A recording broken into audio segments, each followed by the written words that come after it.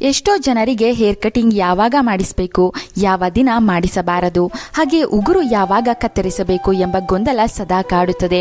ಒಬ್ಬೊಬ್ಬರು ಒಂದೊಂದನ್ನು ಹೇಳ್ತಾರೆ. ಯಾವುದನ್ನು ಪಾಲಿಸಬೇಕು ಎಂದು ತಿಳಿಯದೆ ಇಷ್ಟ ಬಂದ ದಿನಗಳಲ್ಲಿ ಹೇರ್ ಕಟಿಂಗ್ ಮಾಡಿಸುತ್ತಾರೆ.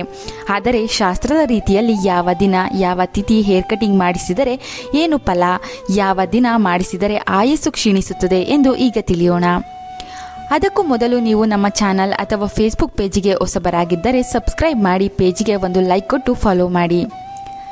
ಈಗಿನ ವೇಗದ ಜೀವನದಲ್ಲಿ ವಾರ ಒಪ್ಪತ್ತು ಎಲ್ಲ ಯಾರು ನೋಡ್ತಾರೆ ಎಂದು ತಮಗೆ ಸಮಯ ಸಿಕ್ಕ ದಿನಗಳಂದು ಕ್ಷೌರಕ್ರಿಯೆ ಮಾಡಿಸುತ್ತಾರೆ.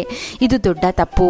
ಆಗಿನ ಕಾಲದಿಂದಲೂ ನಮ್ಮ ಹಿರಿಯರು ವಾರ, ತಿಥಿ, ಶುಭ ಅಶುಭ ದಿನಗಳನ್ನು ನೋಡಿ ಕ್ಷೌರಕ್ರಿಯೆ ಮಾಡಿಸುತ್ತಿದ್ದರು.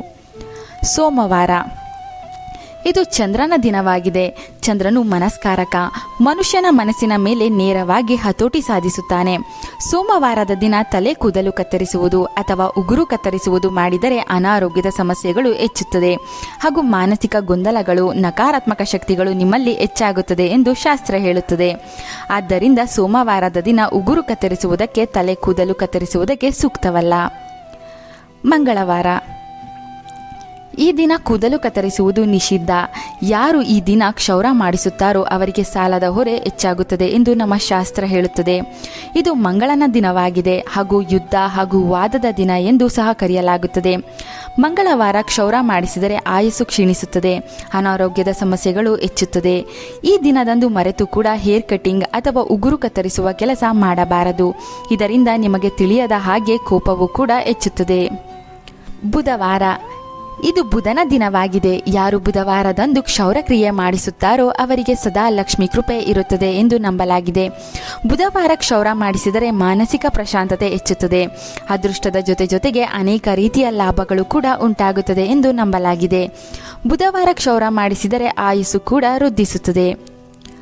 ಗುರುವಾರ ಇದು ಗುರುವಿನ ದಿನ.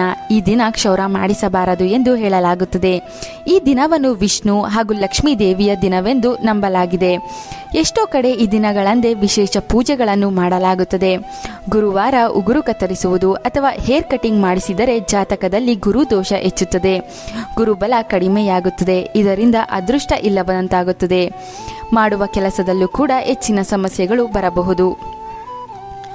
ಶುಕ್ರವಾರ ಇದು ಶುಕ್ರದೇವನ ದಿನ. ಶುಕ್ರನು ಸೌಂದರ್ಯ, ಸಂಪತ್ತು, ಆನಂದದ ಸಂಕೇತ ಎಂದು ನಂಬಲಾಗುತ್ತದೆ.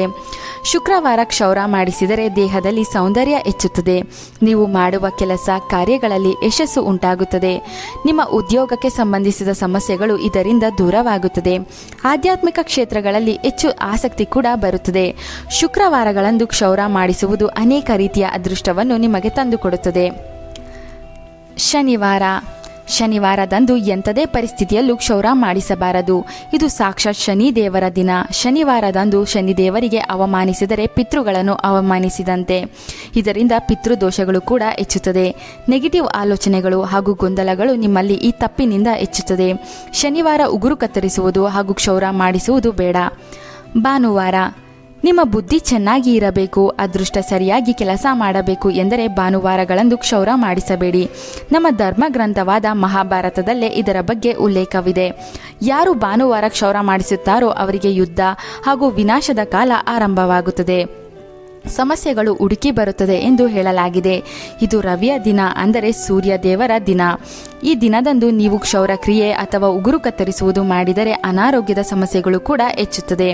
ನಿಮ್ಮ ಅದೃಷ್ಟ ನಿಮ್ಮಿಂದ ದೂರವಾಗುತ್ತದೆ. ಹಾಗೆಯೇ ಯಾವಾಗಲೂ ಕ್ಷೌರ ಮಾಡಿಸಿದರೆ ಮಧ್ಯಾಹ್ನ 12 ಗಂಟೆಯ ಒಳಗೆ ಮಾಡಿಸಬೇಕು. ಅದರ ಮೇಲೆ ಮಾಡಿಸಬಾರದು. ಸಂಜೆ ಅಥವಾ ರಾತ್ರಿ ಸಮಯದಲ್ಲೂ ಕ್ಷೌರಕ್ರಿಯೆ ಅಥವಾ ಉಗುರು ಕತ್ತರಿಸಲು ಹೋಗಬಾರದು. ಇದರಿಂದ ಆಯಸ್ಸು ಕ್ಷೀಣಿಸುತ್ತದೆ. ದರಿದ್ರ ದೇವತೆ ನಿಮಗೆ ತೊಂದರೆ ನೀಡುತ್ತಾಳೆ. ಪಾಡ್ಯಮಿ, ಷಷ್ಠಿ, ಅಷ್ಟಮಿ, ಏಕಾದಶಿ, ಶುಕ್ಲ ಪಕ್ಷ, ನವಮಿ, ಅಮಾವಾಸ್ಯೆ, ಹುಣ್ಣಿಮೆ, ಚತುರ್ದಶಿ ದಿನಗಳಂದು ಜನ್ಮ ನಕ್ಷತ್ರವು ಬರುವ ದಿನ ಕೂಡ ಕೂದಲು ಕತ್ತರಿಸಬಾರದು. ಇದರಿಂದಲೂ ನಿಮಗೆ ಅದೃಷ್ಟ ದೂರವಾಗುತ್ತದೆ. ಈ ಮಾಹಿತಿ ನಿಮಗೆ ಇಷ್ಟವಾದರೆ ಮನಸಾರೆ ಒಂದು ಲೈಕ್ ಕೊಡಿ. Thank you.